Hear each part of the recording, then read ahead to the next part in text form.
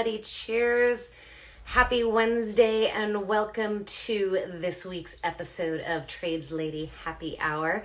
I am once again joining you guys from a lovely hotel room. I am way out in the country in Illinois, and so my reception is pretty crummy here.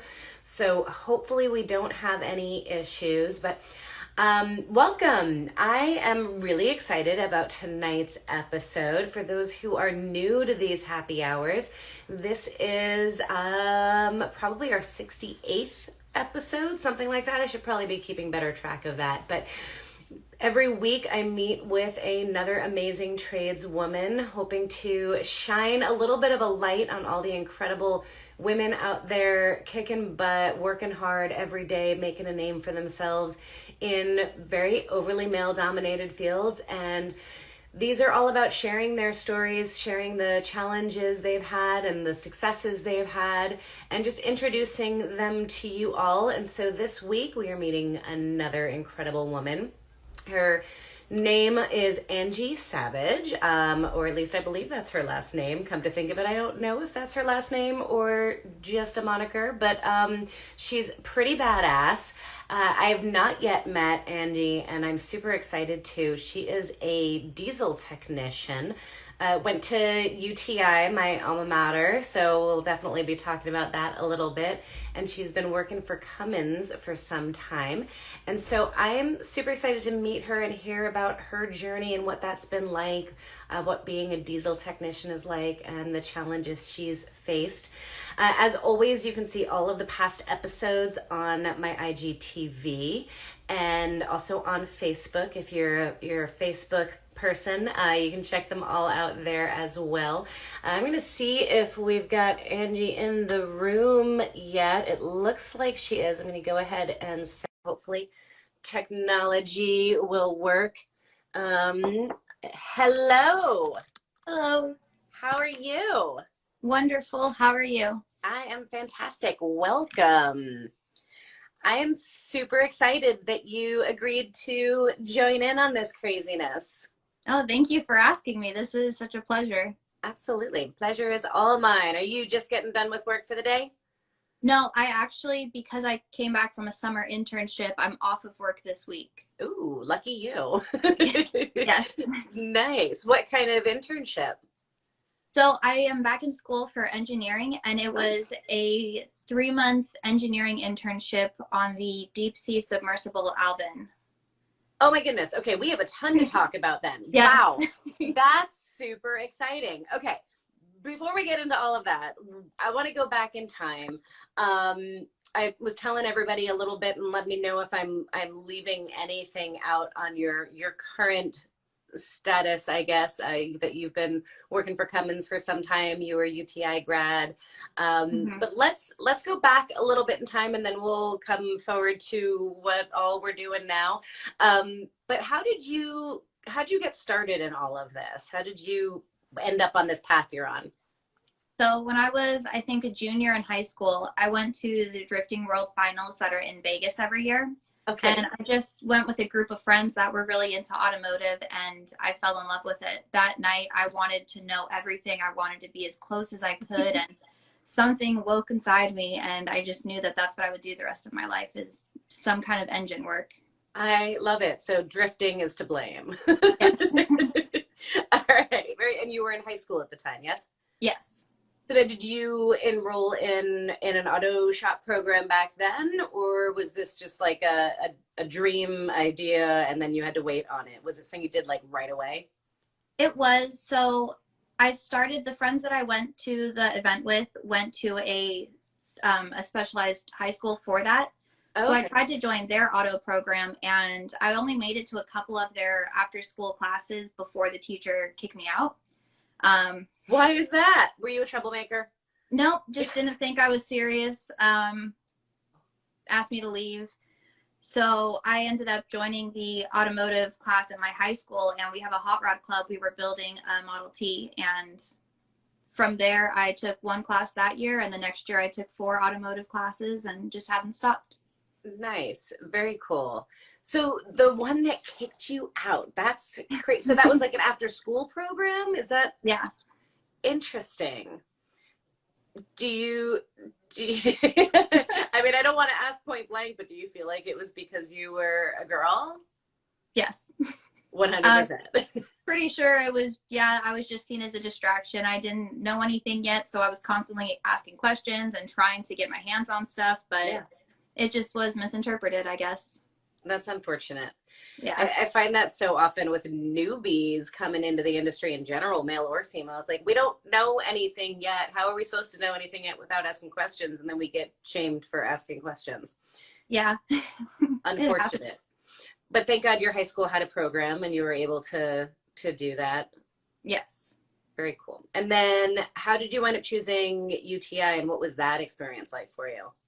So my parents did not want me originally to go into automotive. They told me it was just a hobby. And so I had to choose somewhere that would kind of convince them. And UTI did it. We had a recruiter come to the house, and you know how recruiters are. They tell you what you need to hear. And he convinced my parents and got me going there. The Arizona location offering the associate's degree was what really helped them choose that school. And then the UTI experience, it was good. I mean, there was ups and downs and struggles, but overall, I'd say it's what got me into my career now. I think that without having those credentials, without having those classes, I don't think it would have been as easy for me to get hired right out of school. Yeah, absolutely. So you went to the UTI in Phoenix? Yeah, That's awesome. When did you graduate there? 2013. Oh yeah, you went to the fancy campus then. Yeah, I did. I went to the new one. Lucky. I was there way back when it was not the fancy campus. But are you in Phoenix still, or where are you located?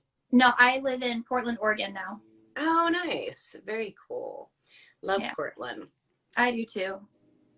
So parents, how the recruiters got them signed on a little bit, having it be an associates. I totally relate to that. My parents were not on board, and the more legitimacy I could lend to it, the more convinced they were. Yeah. How are they now, and how is that shifted? Were they still hesitant, or how? No, they love it now. They Nice. tell all their friends about it. They're very supportive, very excited. They've been my biggest fans and have really helped push me because I just want to make them proud, and so it's working. Yay! Yay for supportive parents. Yeah. That's awesome. How many girls were at UTI when you were there? Do you know? They said the percentage was 98% male, which meant that there was about 100 to 200 girls out Wow. of 2,000 students when I went. I That's didn't have any classes with other women. I had a couple of them where I'd see them in the hallways, some that I knew had met outside of school that went there, but I didn't have any in my actual classes. interesting. I've not talked to any other, I don't think, unless I'm forgetting anybody, women who've gone through UTI recently, or more Mm-hmm. recently. I guess 2013 isn't that recent, but more recently than when I went in 2001, I Yeah. guess. Yeah, there were 7 girls there when I was Oh, there. a lot more than. Yes, so that's really cool to hear that there's so many more. Were, I guess I should say, the guys that you were in school with, how were they towards having a woman in the class? Well, some of them were great. Some of them were very supportive, thought it was really cool. And then there was always the people that didn't think it was cool at all, just kind of still very old fashioned. Women shouldn't be doing this. And then there was some that it's just, it was more just entertainment for me to be there for them than anything. And I don't know, it wasn't enough to make the experience unfortunate. I still had a great time. I still made a lot of really good friends, but there's always those people in the back that just really don't want to support you. Absolutely. To other women, I think, who are going through school right now, I think that's something that it can be an overwhelming thing for them, or an intimidating factor. And I know we lose a lot of women from the industry Yes. because of that experience. Do you have thoughts on, or I guess, how did you handle that, and how did you get through those few bad seeds or folks that had negative opinions? Um, I hate to say it, but you kind of just have to put up with it. It's the industry. Once you're in there and you earn that respect, it's a lot easier to start making changes. But when you're just starting, you just got to stick with it. Keep going through it. Let your work speak for itself. They can only say so much, but as soon as your work starts overshadowing what they're saying, you're going to get attention from the people that it matters. So just don't give up. I love that. That's perfect. Sometimes easier said than done, right? But Yeah. but that's the goal. But eventually you hit a spot in your career where you know you're unstoppable. There is nothing that anyone is going to say to you that will ever put you down because you know better. You know what you can do. Do you have like a specific moment that you remember where you were like, yeah, I got this. Like nobody can stop me. No, I'm very competitive and hard-headed. So no, I came in with this idea and I made sure to push myself and never settled for mediocrity. So I made it my intention to be the top of the class. At UTI, they still had that student of the course. It was my goal to make it every time I could, as often as I could. So first phase in, I ended up getting it. I got it for 15 out of the 30 courses I took. And just that, beating them, knowing that they were trying to beat me and they couldn't. I mean, sometimes they won, sometimes I did, but just being an actual competitor was a huge sign to me that no, I'm supposed to be here. I deserve to be here. I love it. I wish I could like shout that off the rooftops. Like how I'm sure you've heard this too, like so many women expressing that like what do they call it? I'm blanking on the name when they like have the feeling that they're a fraud or that they don't. Imposter syndrome. Imposter syndrome. Thank you. I don't know why I always forget that word. Probably because I think it's so BS. like we have to work so hard to be respected and to be taken seriously. Like no woman in a male dominated field should feel like an imposter. Like you had to kick butt to be where you are. But you know what? It's because the other guys, they're having the same imposter syndrome, which is why they're so upset that you're there. So you just got to keep fighting it. Yes, 100%. You got that dead on. Now, in UTI, you took like every program you could, didn't you? You did automotive, you did diesel, Cummins, Ford Fact. Am I leaving anything out? No, that was it. The auto, diesel, industrial. That was the main program because I wasn't sure. I thought I wanted to go more automotive.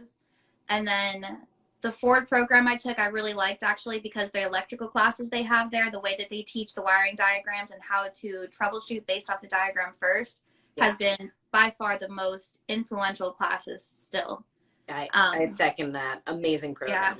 Yeah, it is so good. And then the Cummins engine program, once I took the diesel phases, diesel engines, fuel systems, I knew I wanted to go diesel.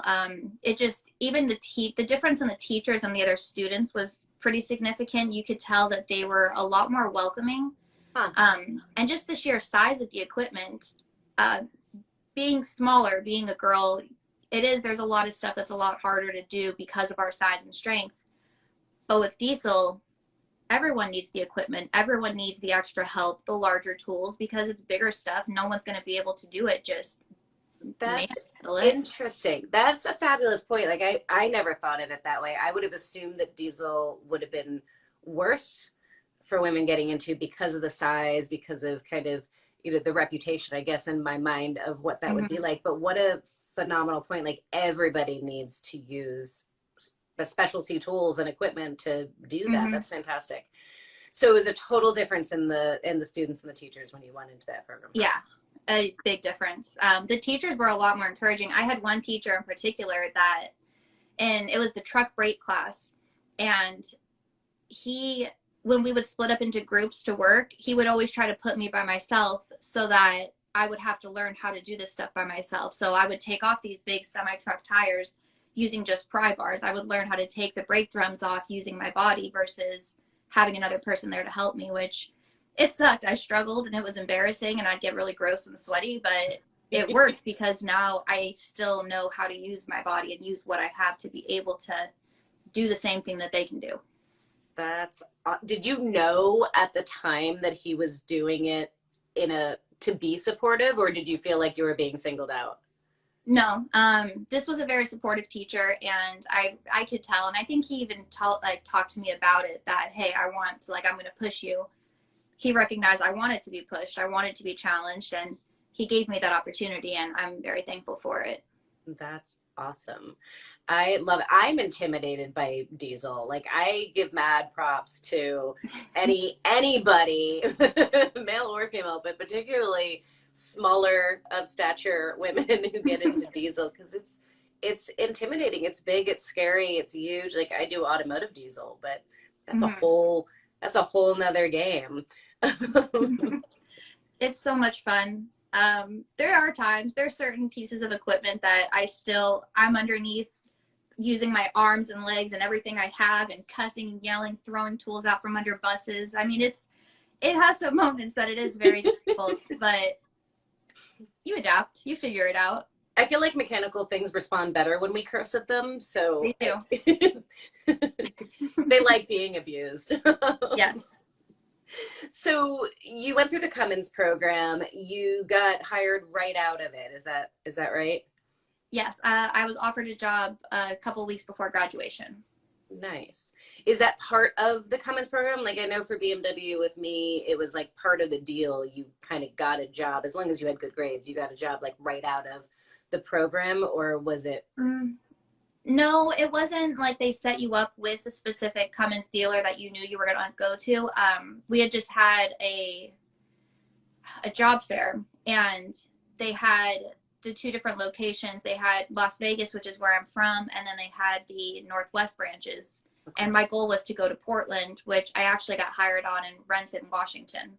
Okay.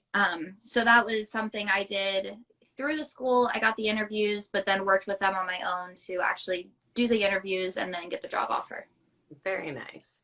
Very cool. So you started out in Washington and now have moved to Portland?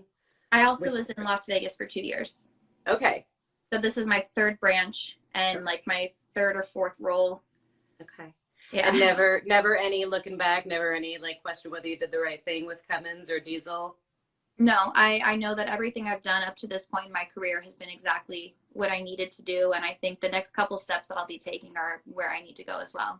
Yeah, I can't wait to get to that point, but I don't want to get there yet. Yes. So tell me about the early years with Cummins and what your progression with that was and where you specialized and kind of fell into. So I got hired on as an engine technician. I moved up to Washington. I was working swing shift, and it was just engine overhauls mostly. I worked on a lot of ISMs, which anyone who knows Cummins knows that. Yeah, it's the ISM. It's one of their on the higher duty end, but it's still like a medium. So it's an over the road engine still. Okay. A lot of internationals have them, or Van Hool, the tour buses have them. Okay. Any application that seems really difficult to work on probably has an ISM. And everyone that works for Cummins or knows them knows that they're the most difficult engines, and that's what they kept giving me repeatedly. But that was great. I had a really nice crew up there. I had a lot of guys that were incredibly supportive, and that was a really good branch to work at. I immediately came in and did a lot of garbage trucks, which I did not expect. That is, if you're interested in diesel, you're probably going to work on garbage trucks. Okay. And didn't think about that either. No, my first job, day one, I was helping with an engine swing, and the entire time I just had garbage juice just dripping down all over me. There's maggots on the floor. Not stuff that you are prepared for. No, I would not be. I had a cockroach crawl across me once while I was working on somebody's car that was like absolutely disgusting. Yeah. And I was like, nope, I'm done. Not doing it. I can't imagine having garbage juice. It's not the worst thing, actually, that I've had on me from working. Oh my God. I have a whole new perspective on things now. I used to complain about having like salt from the roads dripping on me in the winter, but garbage juice, whole new level. No, I've had garbage juice. I've had to pull an unbelievable amount of dead animals out of generators, specifically. Lots of mice. There's one I had where it wouldn't start because a mouse had gotten caught up in the fan, and as soon as I pulled it out and it started, Gross. It was really gross. And then there was one time recently at this at this most recent branch that the customer in his sleeper semi truck was peeing in the sink, which drained out directly on top of the generator. And so I had to complete this job with human urine on me. And then I was able to go home and shower. And that was probably the worst. Of all the things to have on you, I'd say urine is probably up there. What is wrong with people? I don't know. And he tried to tell me that he didn't, that it wasn't. I had all my technicians come over and I was like, guys, does it smell like pee or is it just me? It was pee. It was pee. Is that what destroyed his generator? No. No, unfortunately. That's shocking in and of itself. I wish that would have been it. Right? It would have been a lot more embarrassing for him and a lot more satisfying for me. Totally. That's amazing. Okay, I will never, ever complain about working on a filthy car again. Props to you.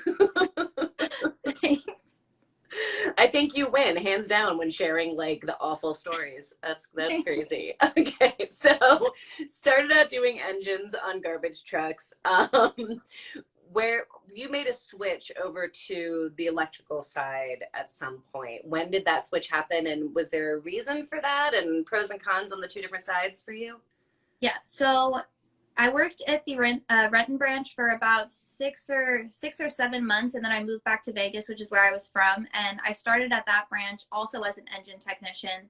And then about a year and a half to 2 years in, the guy who did the in-shop generators, which is the generators that are inside toy haulers, food trucks, RVs, like those smaller ones up to like 12 kW. Okay. He quit. He kind of gave his notice last minute. They needed someone to work on it. No one wanted to. I think a lot of mechanics are kind of scared of working with electricity. And so I volunteered to do it, and it was great. A lot of on the job. It took a long time to really get good at it because they didn't have a whole lot of training, and I was the only one at the branch really that did it. We had some field service guys that would come in and help me a little bit, but they had to be on the road most of the time. Wow. So that's when I made the switch. That was probably 2015. Okay. And you were really teaching yourself at that point for the most part. Yeah. Huh? Which is actually, it's really good. I did go down and spend 2 weeks in Arizona with their technician that worked on them, and he taught me so many things that I would have never found. Just different tools of the trade, like things that he had seen before and had to fix that aren't in the manual, and things that I've actually been able to pass on to other technicians that I've gotten to train. Awesome. But yeah, so then after I did that in Vegas, I got hired on at the Portland branch, and so I moved up here to do the same job in shop power gen, and then I switched to field service for a little bit. But once the electrification came out for the electric powertrains, I really wanted to do that, but I had to be an in-shop technician to do that. So I came back in-shop, and now I'm doing that role as well as their in-shop tech for the electric vehicles. Wow. You've got your hands full. Very cool. So many questions. Let's start with infield training, or not infield training, but like going out in the field. What was that like? Because you're working in the middle of nowhere sometimes, right? Mm-hmm. How? It was fun. I got to go out a lot with other technicians first, so I got comfortable. I got to see how they interacted with customers, kind of got an idea of how the job goes from start to finish. So that helped me tremendously. And then once I was out there, I was mostly doing services because I was the newest one in the field. And so it was all work that I was familiar with generators that I was somewhat familiar with. The hardest thing really was just being out by myself. It was kind of nerve-wracking sometimes showing up to these locations where it was unfamiliar. You didn't have cell phone service. It was just you out on your own. Sometimes the weather was bad. You'd have to go up into the mountains in the snow. And I come from the desert, so that was my first time driving in snow, was that experience. But it was good. I think that it really helped advance me as a technician and just as a professional in the manner of having to deal with the customers more often than I did when I was on the shop floor. Yeah. I feel like, to the point that you've kind of experienced lots of times in your career at this point, like sometimes the best way to learn is be thrown in and have nobody else that you can depend on, so you Yeah. kind of are forced to figure it out for yourself. More often than not, that is the best way to learn, unfortunately. Yeah. I The think quick for most of us, right? I definitely learned that way. Yeah. I can imagine parents watching this or listening to this and saying, hell no, wouldn't let my kid, or especially wouldn't let my daughter do that. Um, what would you say to them? And is there a reason to not want that for their child or their daughter? Um, Um, no, I mean they're gonna run into problems. They're gonna run into issues and they're gonna be put in uncomfortable situations. I'd say just if you're really concerned, make sure that the company that either you're gonna work for or your kid's gonna work for, make sure that they trust the technician more than they trust the customer. That you always have the option of if you feel unsafe, you can call it. You can call your manager and let them know, hey, I left the job site. I'm not comfortable. Let's reschedule. Let's have someone else come meet me out here. That's really important. And any company that you want to work for is going to have that option. Now, I mean, you can't just, oh, this guy was mean to me, I need to leave, because you know what? They're going to, first thing they say to you off the truck is going to be something super sexist or super inappropriate. That part you just have to kind of push through. But if you've made it as far into your career to be out on your own in the field, you've already dealt with all of that. you've heard So it it's all not before. yeah. But yeah, just make sure you're with a company that you have the tools, you have some way, they know where you are, what time, they know, hey, if she doesn't check in, something's going on, we're going to reach out. Anything like that. And then if you're just not comfortable with it, don't push yourself into that situation just yet. Did you, and if you're not comfortable discussing, but did you ever have any situations where you had to use that option and say, I'm not doing this? Luckily, I didn't have any like that. The most that I had was a customer was very angry, very upset. And it was something where once the job was done or once I got to a point where it was just too much for me, I was able to, excuse me, I'm going to go talk to my supervisor, call him, hey, this is escalated further than I am paid enough to deal with, honestly. We need to get other people involved and figure it out. And at that point, it was, okay, well, let's get you back here. And then I still went back to the customer's house eventually when things calmed down. But there was that, just something, hey, I don't like his tone. I don't like the way he's yelling at me. I don't think I should be standing right here. Yeah. Good. Accolades to you, I guess I should say, acknowledgement of how challenging that is to have that line for yourself of what's acceptable and what's not acceptable. I feel like I have those discussions with women in the trades often where they're like, what's okay? What should I put up with? I'm like, that's up to you, right? Yeah. Like, where is that line? And then when you do reach that line, being like, nope, I'm not doing this. The hardest part is definitely recognizing that line, kind of realizing where you want, but also not just what you know you can handle, but what you know is appropriate to make it a welcoming environment for others that are going to come in. Absolutely. Have you found all of your dealerships that or not dealerships, but shops that you've been at with Cummins, have they all been supportive in that way and had those safety nets and whatnot in place? Or do they differ from place to place? Two of the branches have been very supportive, very good. One of the branches was, there was a lot of people there that very much did not want me there. The way that they let the customers talk about me, the way they talked about me when I wasn't there or when they didn't know I could hear them, that was really difficult and really disheartening, because at that point in time, I was a professional. I'd been doing it for a few years. I could keep up. I was still struggling because I was within my first 5 years, but not so much that I should have been put down the way I was and treated the way I was. So I left. That was a very difficult decision because I don't like to give in. I don't like to let them win. But at a certain point, you just have to be bigger than it. And you have to be able to walk away and recognize that you're not going anywhere. And it's not you, it's them. It's whatever they have in their mind, whatever idea they put on you, that's what they expect from you. And if you can't change that, then you need to change the situation. And that's what I did. And I moved to a branch where I grew tremendously. In the same amount of time that I was at the previous branch, I doubled my abilities. I doubled my knowledge, my confidence, everything, just from relocating. That's so huge. And I think so many people need to hear that because I think there's this fear, especially for women, of like, I don't want to be seen as, jumping from place to place. I don't want to give in. I don't want to let them win.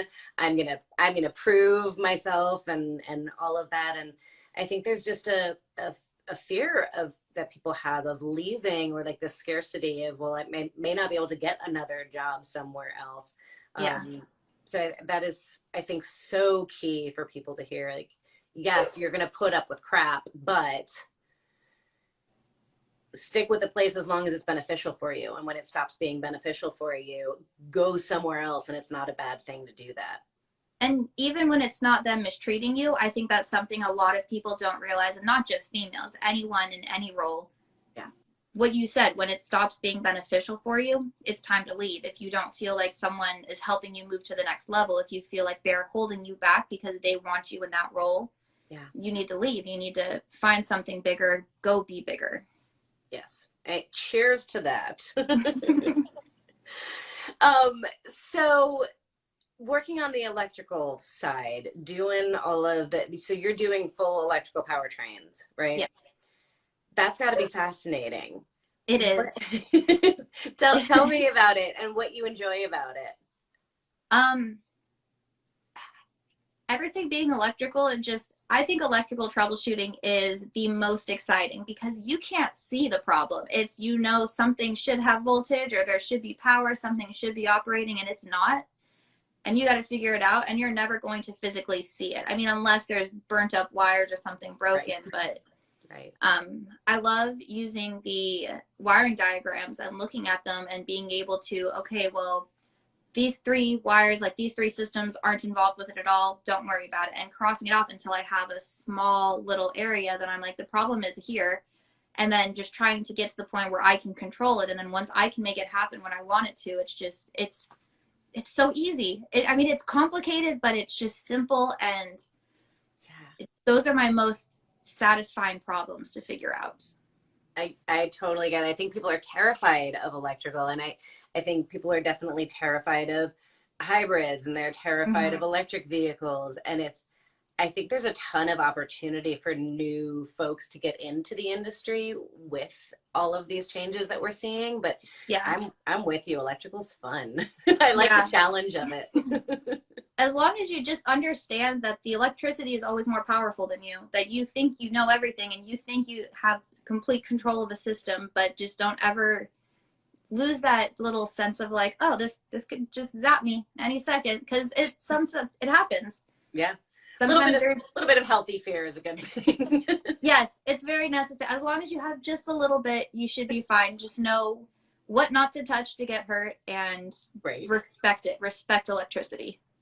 I feel like that's true for so many things in life. It's like, be ballsy, be courageous, have a little bit of fear. Don't let it stop you, but just that little bit that keeps you in check.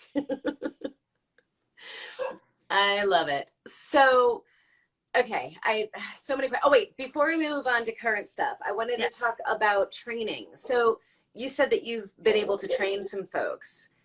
Is there like an apprenticeship program, or was it just through new people coming into the shop? Was it formal training with other people? So the people that I've trained have just been on the job training. They originally what they were doing is, if you got hired on as a field service technician, they would want you to work with the in-service generator tech, just to kind of get a hang of how the company operates, the different safety things. And then especially for the people who have never worked out in any kind of automotive industry, just to kind of have managers' eyes on them. So I would work with them, train them. And I did that with a couple of I think I've done about 6 technicians now. Nice. And it's nothing formal. It is really just, some of them it's, hey, shadow her for this month or on these specific jobs. Some of them it's been, hey, we're going to start giving you your own work orders, and then use her as like someone to go to for help. And I love it. That's one of my favorite things I've gotten to do, actually. I love training other technicians. It not only does it help them, but it also helps me, because it keeps me constantly like, I can't just get into this habit of, oh, that's the problem because I see it 15 times a week. I have to be able to explain, why is that the problem? How do I know that? What other ways am I going to go about testing it? So it really keeps me in check, which I like. And then to be able to pass that on to them and all the different things that I didn't get to learn, like I had to just come across them. I was never taught things that the manual doesn't have, ways to kind of bounce around and make your efficiency better, because that's another one. If you follow the manual, your efficiency is not going to do very well. Right. Repair instructions that tell you to like take out the left tail light in order to fix a seatbelt. Like, yep. What? Exactly. I love that perspective of teaching, keeping you current and keeping you on top of your game. And it, again, something I wish we could like get out to everybody out there, because how many technicians don't want to teach, don't enjoy that, or aren't willing to do that. And I think that's such a great perspective, that it does kind of force you to stay on your A game. Yeah, it does. So as far as your training, do they do ongoing training on the diesel side? You know, on the automotive side, I get to go to classes that are keeping me current on all of the technical advancements. I know the advancements on the diesel side are probably just as rapidly coming as on the automotive side. So how do you stay current? They do have training classes. So for the diesel engine side, and then for the electric side, and then the field service power gen, they have a lot of classes, a lot of in-person classes. And a lot of those you actually do as you progress through your years. You're able to do more work. Okay. You go to those classes, and that's also how you advance to the next tech level. The in-shop stuff they have some online courses. They didn't have very many in-person classes because it's a very specific job. There's only, I think, one of the people that do what I do in each of the branches, if they even have them in all the branches, just because it's not the biggest sector of their business. Okay. So there's just not as much training and everything available, because they don't have 15 technicians that need it every 3 months. They have one technician every 5 years that needs that class. Interesting. It's not as frequent. And just knowing you for this short time, I feel like that's part of what attracted you to that position. It is. It is. I really Give me the most challenging thing out there. Yeah. So what spurred, I'm not even using words properly. I speak English, I swear. What spurred the desire to go back to school? I recently, I was getting up towards the higher end of the technician levels, and so I knew I'd be topping out at a certain point, and I'm one of those people that I need to constantly be working towards the next step, or having a goal, something I'm going for. So I decided to go back to school, and I decided to choose the most difficult thing for me. Like, what do I hate the most in school? Math. This shocks me. Not at all. Computers. I hate computers. I hate technology. So I was like, electrical engineering. Let's do it. And so that's what I started to go back to school for. And just as I suspected, I hate math. It takes up so much of my time. I decided also to take on a full schedule while I was working full time, which was very dumb. Oh my gosh. But it's actually led me somehow. I think that whatever it was that led me to that decision was all just a part of this plan to get me to where I actually want to go, which now, after doing this internship, I finally have the idea of where the next step is and what my next move is. Ooh. Yes. Are you allowed to share and tell? I am. So I'm still very new to all this stuff on ships. I got really lucky with the internship because it was the overhaul of Alvin. So it wasn't at sea. It wasn't something where we were putting it into the water for dives and then pulling it out and doing pre and post dive inspections, which most of the internships with that specific vehicle, that's what they are. They're at sea, and it's you fix what's broken, but that's it. I came in when it was still being fully reassembled, and it was in the process of getting certified to dive to 6,500 meters, whereas before it was only 4,500. So I got to see a lot of the design process, a lot of them correcting the drawings, kind of like all these new pieces of equipment, all of the issues they were running into, trying to make everything fit. It was cool to see the engineering process. I completely understand and see now why mechanics dislike engineers, because I even watch them do stuff, and not being an engineer in my mind, I'm like, that makes no freaking sense. Why are you doing that? But then, of course, I mean, they know better. They've got the experience. They have to do it a certain way. So it was cool to see that side. But while I was there, I actually ended up having to live onto the ship for the last month because the house I was staying in, the lease was up. It was supplied by the host, the actual company, Hui, the Woods Hole Oceanographic Institute. Okay. And so I had to move onto the ship, and I fell in love with that life. I really became friends with the engineers and the deckhands, the people who were working on the ship, which, funny enough, when I was preparing for the interview for the internship, I watched a 45-minute video going through, like, they showed all the different parts of Hui and what they do. And when it showed the guys that were working on the deck and the guys working in the engine rooms, I was like, those are going to be my friends. That's who I'm going to hang out with. And as soon as I moved onto the ship, that's exactly what happened. They're just my people. And what an awesome feeling when you get that moment. It was just workers like me, everyone on that entire ship that was doing, it's all teamwork. Each person, like, each job is important to help the others to make everything run and to work. And so I really enjoyed that. I want to do that. And then they had just gone through a midlife overhaul for the ship, which is 25 years old now. So they just took out, I think they had 4 engines. They put 6 in. They've got huge generators. They've got a backup generator. They've got a bunch of new systems. And the alarms were going off constantly. In the middle of the night, there was so many fire alarms, people. And it was just, I loved it. I loved every second of it. And every time I just wanted to be like, hey, take me with you. Take me down there. Let me try to figure out. They talk about a problem they're having, and I'm asking all these questions like, oh my gosh, what is the system? Did you guys try this? Did you figure that out? It was just, I've decided that I want to be an engineer on a ship now and work my way up to being a chief engineer. And from there, I don't know where it'll take me, but during that time, it can take me around the world. It can take me anywhere. But I think that that's the next step for me. What an amazing experience all the way around. The being able to see it all kind of coming together, as far as the ship itself, seeing all of the working pieces, going through all of those different experiences, having that moment of clarity. Mm-hmm. What an amazing experience. That is so cool. Thank you. I loved it. I'm still just in complete awe that it was even a real thing for me. Coming back home was hard. I was like, this isn't my home. That's not me anymore. That's not my stuff. Oh, wow. That part was strange. I did not expect it, but I think it was just more reassurance that where I was exactly where I was supposed to be. Funny how life does that. Yeah. Sometimes we don't know the next step, but somehow we land in the right place. Mm-hmm. The learning curve on that must be incredibly steep, or did you find there's a lot of synergy or carryover from your experience with Cummins? A little bit of both. So there was certain things that I think did carry over.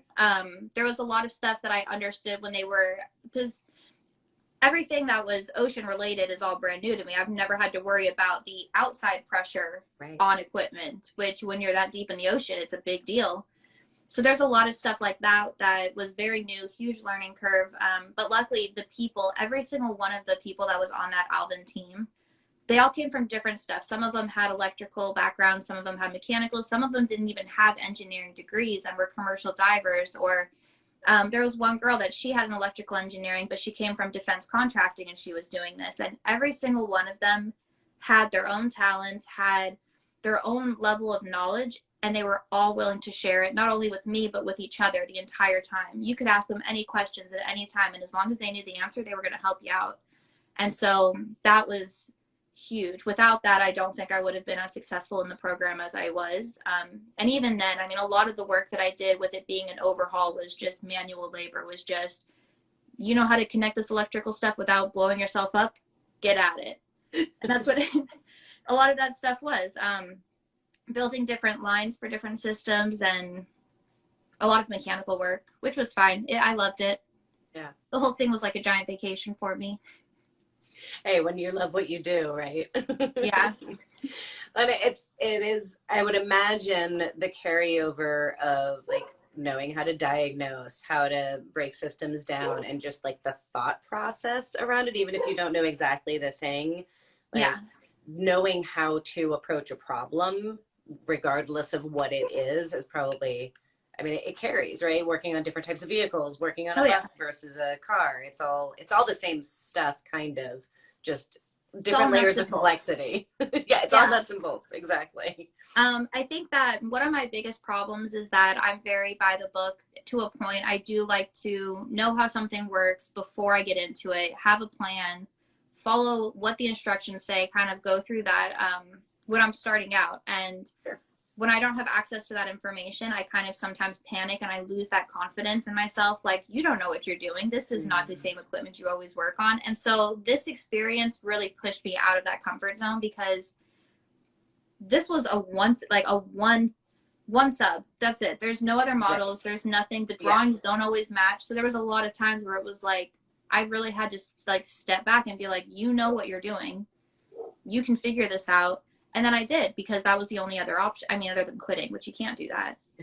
I mean, And you so, could, but that's not you. you. But really, so that was actually a big benefit that I was not expecting to get from this. But it was even something as simple as building shelves. I had never had to build shelves and mount everything to each other before, but on a ship, everything has to be secured. Mm-hmm. And so, yeah, you get equipment and you just figure it out. Bolts that you've never had to work with, and tools you've never, and not your own tools. And any mechanic knows when you're not working with your own tools, that's already just an added layer of difficulty. Yeah.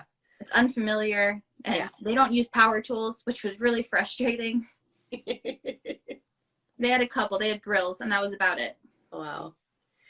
That sounds so incredible, and I love all of the awareness that you have and the lessons that you were able to take away from that experience.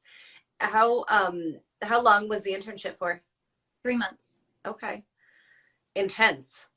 Yes. It was amazing. It was, the entire time was out of my comfort zone. I had no idea what I was going to do, where I was going to be. When I was offered the internship, which also that whole process kind of just out of nowhere, it happened, and very quickly.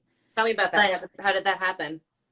So it was for my engineering class. There was a homework assignment, because I just started school in January, and this was in my second term, I think in May or June when I found this. The homework assignment was to look at different engineering internships that you could look at after graduation or as you're getting closer to your graduation date. And we just had to write a couple sentences about what they are. One of the places that they had shown for internships was a group called Mate. And they did at sea internships. And I've always wanted to work with the ocean, near it, be near anything. I just never knew how to get to it coming from a landlocked place. So I just reached out and was like, hey, this is my background. I just started school for engineering. I'd love to hear more about opportunities in the future with these at-sea internships. And then I got an email back about a week later. And the woman was like, hey, we're actually not doing those ones right now because Alvin's going through an overhaul. But I have this other opportunity that I think you'd be perfect for. And within 2 weeks, I was offered the position, which was crazy because the other two girls that I was up against were both full-on engineering students. Like, this was their future. And so when I first got there, I was like, oh, someone made a mistake. All these people are way more educated, and like, we are not the same. But it actually worked out. Clearly. Yeah. But it was great. When I got it, I was given a start date, and they mailed me a key and an address. And that was all I had. Wow. Yep. Talking about an adventure. It was an adventure. At any time, I didn't know how I was going to get to work every day. I knew that I was going to live with people that worked there. It was just very, very interesting. It sounds interesting and intense and amazing, all wrapped up into one. It was. So what now? You're still in school then, yes? Yes. So still in school until I figure out exactly what route I want to take. There's a couple different options to become an engineer on a ship, and I'm still very new, so people who are interested in it, do more research. Don't just listen to me. There's good caveat. There's maritime academies, which are very military style, which is not something I'm interested in doing. I don't really want to do that. And then it's 4 years, so you go for your bachelor's, and I'd rather not have to give myself a bunch more student loans to do something if I kind of have a general idea already of how to do the work. Yeah. And then there's something they call the hose pipe, where you just apply for your a couple of credentials to be able to work at sea and to be able to travel around internationally. Okay. And it's all through like the Coast Guard. You can do that, but then it's all about sea time, how many days you're actually at sea to be able to move on to the next levels, which everyone is saying that takes a really long time. I found an apprenticeship program where you do part-time in school up in Seattle, and then the rest of the time you're an apprentice for an actual company, and then hopefully at the end the goal is that they'll hire you and you'll be ready to go for your license, your engineering license. Gotcha. So I Okay. think that's the route that I'm going to take. I like the idea better of a little bit of schooling, some classroom stuff, but mostly hands-on and working. That's my favorite way to learn, and I need to work. I like to work. Obviously. I mean, that's Yeah. very clear. So are you still working at Cummins then as well? Yes. Talk about a full plate. Okay. Yeah. So, well, the plan is that I'm going to stay with Cummins. I'm going to go in for all my credentials and everything like that. And in case any of my Cummins friends are watching, I have not talked to management about this yet. I have not made this clear. I haven't I gone hope back I don't yet. get you in trouble. No, no. I mean, it could always change. I'm still currently on the same path that I was on when I left them, and now I'm coming back. And my plan, I'm going to stay with them. I'm going to work with them for as long as I can. But eventually, I do want to get something where I'm going out to sea for months at a time. I think that sounds way more like what I want my future to look like than going to the same job every day, and Yeah. it just kind of gets repetitive. I need something new.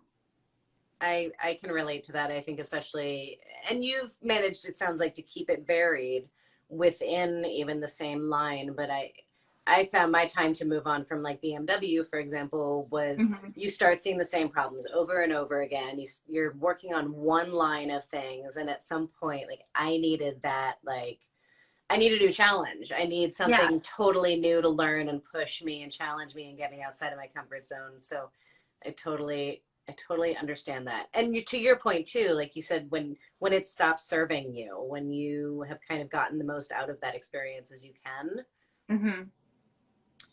I'm excited for you. And also totally impressed and in awe of everything that you've done. Thank you. That's very, very cool. Wow. I don't even know where else to go with this. That is just like, you're so cool. Oh, thank you. I've always thought you were so cool. They told me about you when I was at UTI. You're just Really? like the poster child for women there. Yes.